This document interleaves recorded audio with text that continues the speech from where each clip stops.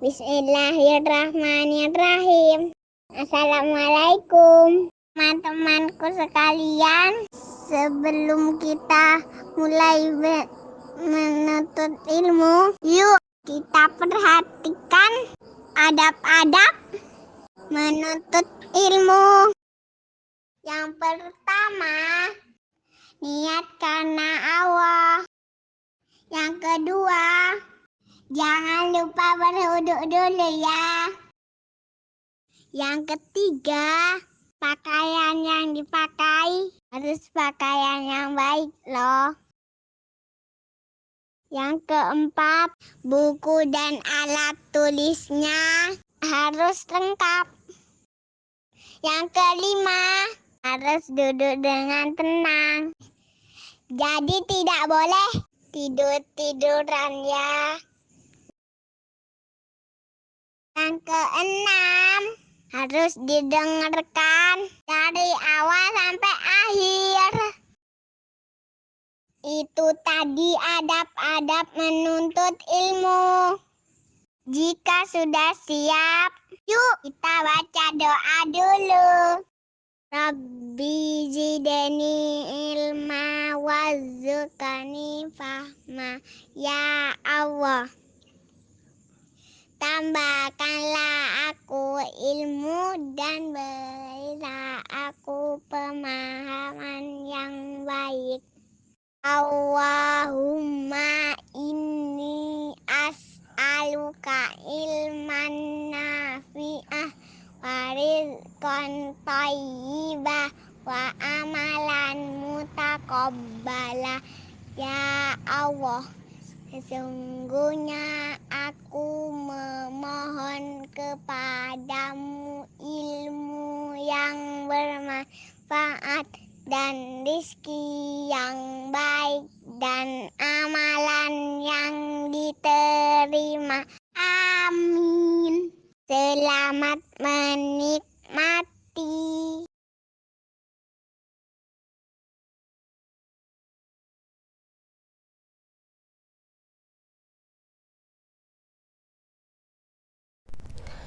Bismillahirrahmanirrahim. Assalamualaikum warahmatullahi wabarakatuh.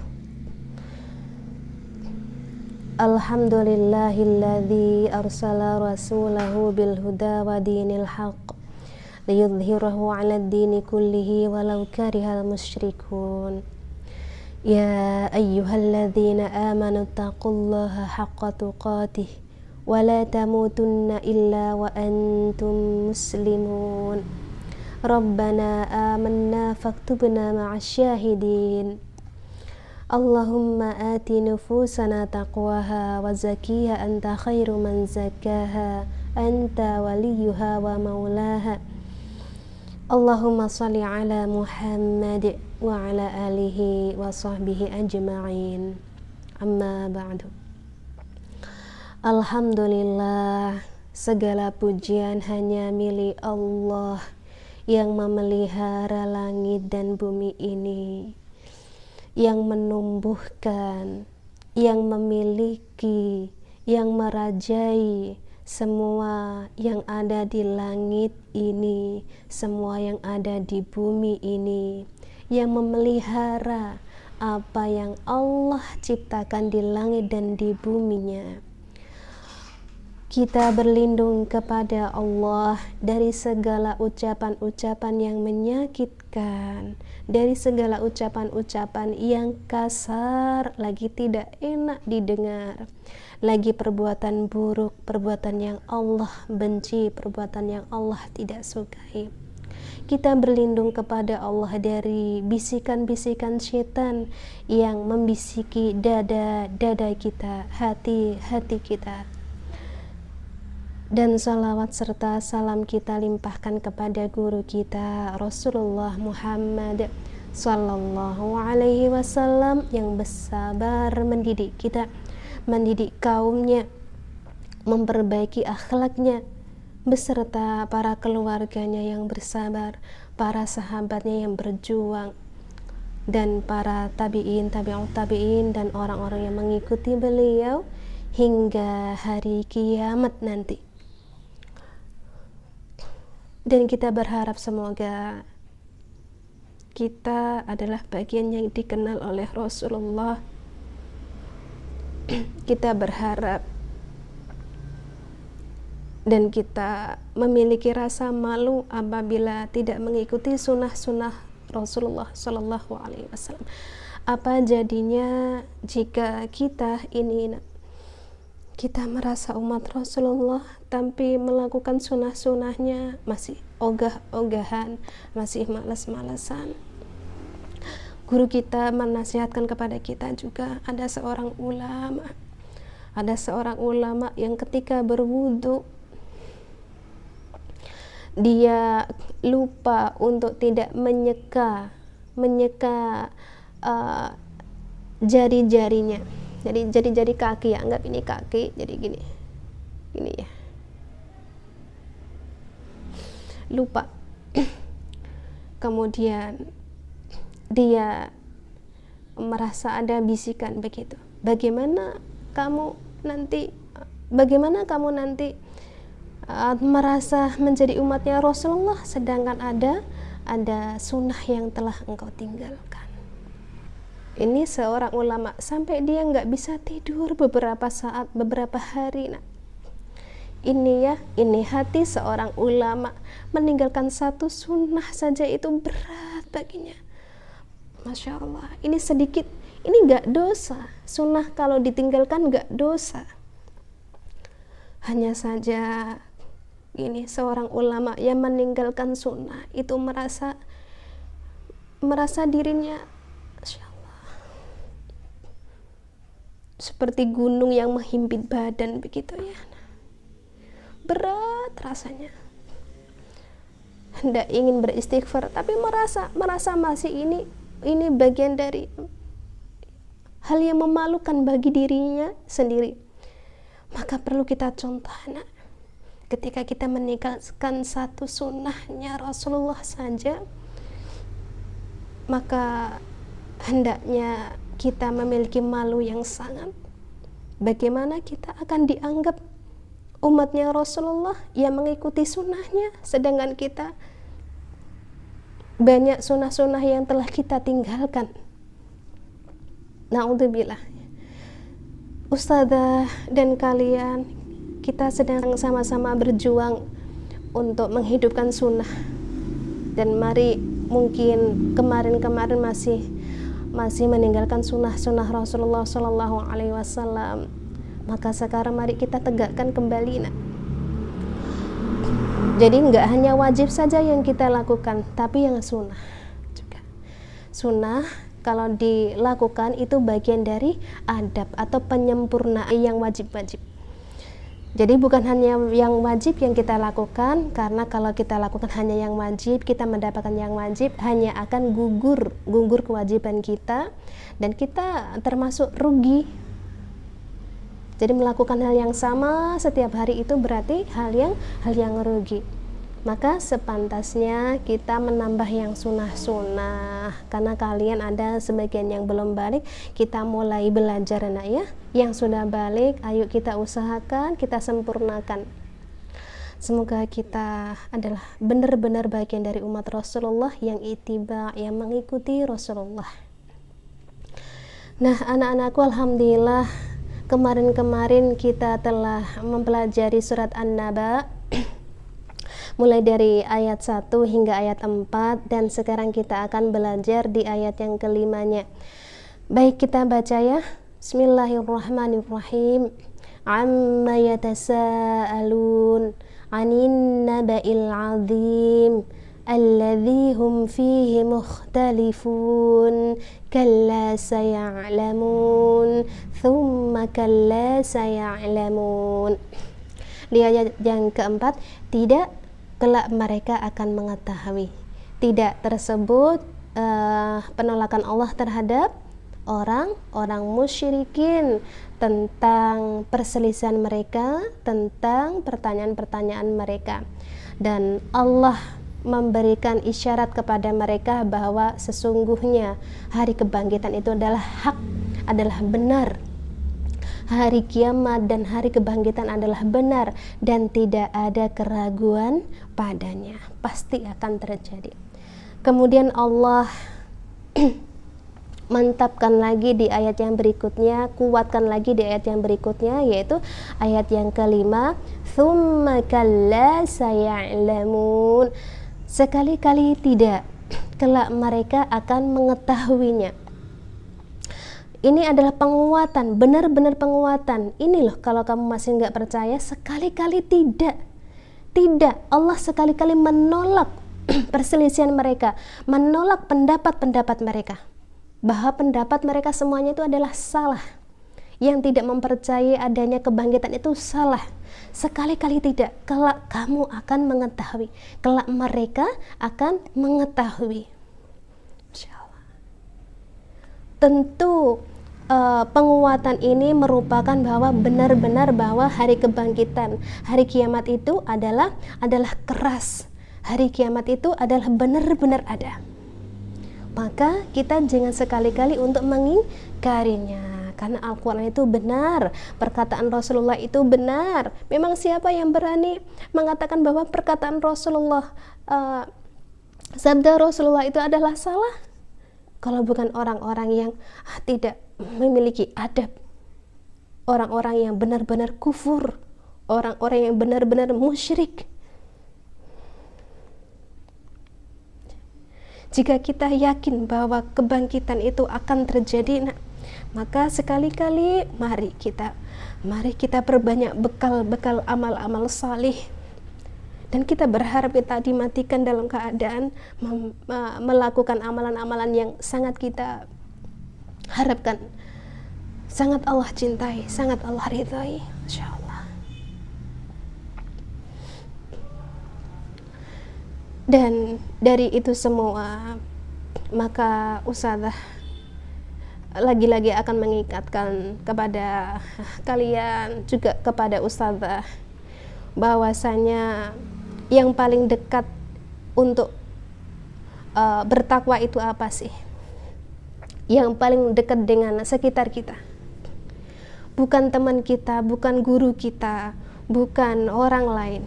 Yang paling dekat dengan kita, dengan badan kita, adalah orang tua kita yang ada di rumah saat ini, yang melahirkan kita, nak, yang dulu merasa berat dan sakit ketika mulai dari mengandung sampai juga menyusui kita semua sampai 2 tahun, setelah itu mendidik kita sampai hari ini. Sebenarnya kalau dihitung-hitung besar, perjuangan mereka besar. Ustadzah sedikit akan berkisah tentang seorang anak yang disebut namanya oleh baginda Rasulullah SAW kepada Khalifah Umar bin Khattab. Mintalah doa kepadanya, seorang anak, mintalah doa kepada si fulan, karena doanya begitu mustajab, Allah dengar doanya. Dan Masya Allah, ternyata seorang anak ini bukan anak yang dikenal oleh banyak orang. Anak ini bukan seorang ulama, anak ini bukan seorang pemimpin, anak ini bukan seorang pemimpin negara atau pemimpin sukunya, tidak. Anak ini bukan orang yang berharta. Jadi mana mungkin anak yang seperti ini ya dikenal oleh banyak orang? Tidak, jarang sekali yang mengenal anak ini. Tapi Masya Allah, anak ini benar-benar doanya sangat dikabulkan oleh Allah Subhanahu wa Ta'ala dengan istighfarnya. Ternyata suatu ketika Rasulullah menyuruh untuk menunggu Umar untuk menunggu anak ini, dan setiap kabilah-kabilah yang datang, pedagang-pedagang yang datang, ditanyain tentang anak ini. Ternyata nggak ada, sampai beberapa lama, beberapa waktu. Akhirnya ditemuilah seorang anak yang ketika itu ditanyakan, apakah nama Anda adalah Fulan? Coba, siapa Fulan itu? Fulan itu adalah Uwais al-Qarni. Uwais Al-Qarni bukan anak yang dipandang ahli ilmu ya nak, nggak punya amalan yang kelihatan begitu, kecuali satu, apa amalannya? Hanya dia taat kepada ibunya. Gak ada amalan yang istimewa yang lain kecuali ini, Masya Allah. Karena cintanya, hormatnya dia kepada ibundanya menjadikan doanya dikabulkan oleh Allah. Maka dari itu, di antara kalian coba siapa yang sangat taat kepada ibunya, nggak pernah menyakitin hati ibunya? Maka kalianlah adalah Uwais Al-Qarni selanjutnya nak. Doa kalian akan dikabulkan Allah. Nggak pernah menyakiti ibu, nggak pernah menyakiti ayah ibu. Kalau disuruh-suruh selalu datang, tidak mengatakan nanti dulu, tidak. Ketika ayah dan ibu meminta kalian membasuh kaki atau mencuci piring atau menyapu atau merapikan rumah, langsung datang. Waktunya belajar, kalian belajar. Pokoknya pekerjaannya hanya menyenangkan hati orang tua saja. Siapa di antara kalian? Jika ada di antara kalian yang seperti itu, maka kalianlah Uwais Al-Qarni selanjutnya. Istighfar kalian akan dikabulkan Allah. Kalian berdoa apa saja akan dikabulkan Allah. Masya Allah. Ustazah berharap suatu ketika Ustazah mendapatkan anak-anak yang seperti ini ya, yang gak pernah bantah, yang selalu taat, yang selalu sayang sama ibunya. Ustazah pengen menemui anak-anak yang seperti ini. Bahkan ada kisah dari guru kita, ini bukan anak kutab, tapi sekolah umum. Seorang anak yang sekolah di umum, dia berangkat ke sekolah itu telat nak. Kenapa kok bisa telat? Karena ketika dia habis makan, berangkat ke sekolah, di dalam perjalanan anak ini ingat bahwa ada piringnya yang dibuat makan tadi belum dicuci. Lalu nggak lama anak ini langsung balik lagi ke rumah, pulang lagi hanya untuk mencuci piring yang tadi sedang dipakai. Masya Allah, anak yang seperti ini nih, Masya Allah, pasti doanya akan dikabulkan Allah. Inilah Uwais selanjutnya. Apakah kalian ada di antara yang seperti itu nak? Masya Allah. Ini anak umum ya, cintanya luar biasa kepada ibunya, sama abi, sama umi. Masya Allah. Bahkan Rasulullah juga menasihatkan kepada kita, ridallahu fi ridal walidaini wa sakhatullahu fi sakhatil walidaini. Ridho Allah ada pada ridhonya kedua orang tua, dan murka Allah ada pada murka kedua orang tuanya. Ya Allah, kalau benar-benar kita ingin dapat ridhonya Allah, mintalah ridhonya orang tua. Bahkan Uwais Al-Qarni ketika menggendong ibunya ketika di Mekah itu ya, karena ibunya saking pinginnya berhaji, ketika digendong di Mekah kemana-mana ya, tawaf, sa'i, dibawa terus, digendong terus ibunya. Dia hanya mendoakan ibunya untuk masuk surganya Allah. Ibunya bingung, yang kamu doakan kenapa hanya ibu saja nak? Lalu jawaban Uwais apa? Cukup jika aku mendapatkan ridhonya ibu, maka surga akan menerima aku. Maka Allah akan memasukkan dia ke dalam surga. Cukup ridhonya ibu. Masya Allah. Dia enggak, dengan kata-kata itu seperti enggak memiliki ilmu yang banyak ya nak. Dia bukan seorang ulama. Simple perkataannya. Kalau ibunya ridho dengan apa yang dia lakukan, maka Allah pasti akan ridho, surga ditempati oleh Uwais Al-Qarni. Kira-kira begitu. Masya Allah anak-anakku. Maka dari itu anak-anakku yang sangat sayangi karena Allah, hormati ayah dan ibu kita, manut taat kepada umi dan abi kita. Kalau kalian manut dan taat kepada ustazah, kenapa enggak lebih manut kepada orang tua kita? Sedangkan ridho umi, ridho abi itu lebih Allah dengar. Jangan sakiti mereka. Yang jauh saja pengen dekat-dekat dengan orang tua, ya. Mumpung kalian masih bersama ayah dan ibu, masih ada surga yang terbuka untuk kita semua. Banyak di antara mereka yang ayah ibunya sudah nggak ada dan dia telah ditinggal oleh kedua surganya, maka berat baginya untuk masuk ke dalam surga. Ya, berat. Masih ada waktu, masih ada kesempatan. Mari kita manut, kita taat kepada abi dan umi. Jangan lagi menyakiti mereka. Masya Allah. Baik anak-anakku yang ustazah sayangi Allah, ada beberapa adab sebenarnya yang kita harus lakukan kepada kedua orang tua kita, tapi lagi-lagi karena waktu yang belum cukup, insya Allah besok ustazah akan sampaikan beberapa adab yang butuh, yang perlu kita laksanakan dan kita biasakan setiap hari kepada umi dan abi kita. Tapi sementara hanya ini yang bisa ustazah sampaikan. Semoga bermanfaat, dan subhanakallahumma wa bihamdika asyhadu an la ilaha illa anta astaghfiruka wa atubu ilaik. Wassalamualaikum warahmatullahi wabarakatuh.